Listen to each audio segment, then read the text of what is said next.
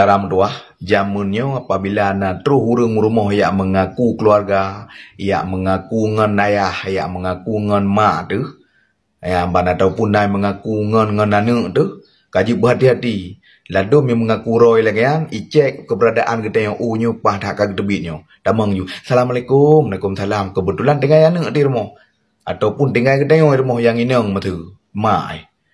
Assalamualaikum, Waalaikumsalam. Long ho ayah nak. Ho mak nak.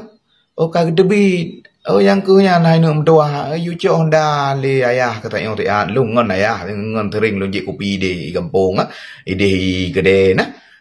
Ban jadi you cok Honda tak le ayah ataupun you cok motor tak le ayah ipre ayah ke ide bak timpang ide kampung ide bak timpang kampung ide ipre ke hanai debit le keno nek jak bak urun linggai nek jak bak kauri nek jak keno nek jak gede lah alasan dia anak ladum na yang polos na yang hijau kunci Honda na yang hijau kunci motor nya berhati-hati tapi kun dah kunci bak biasa pegai peduk dengan STNK yang ban na yang menan royo syaram doa nya berhati-hati memang kita yang kata debit dengan perumah dah tepung dengan lakor tu tak mana ba anak tu hai nak nyolong aku debit nyo na terus urung so berangkat so kai preh lu ya ataupun bagaimanalah cara dah sampaikan kepada anak kita yang nyo berhati-hati syaram tuahnya pulam karap uroraya pakan tu sampaikan lagi kan nah yang pernah terjadi lagi yang syaram tuah dan baik sampor terjadi bak kita yang ronyo ya banyak masalah bengeh nak kelung polisi ka ke bengeh nak gede hana masalah lung pegah yang terbaik kepada orang roni syaram doa.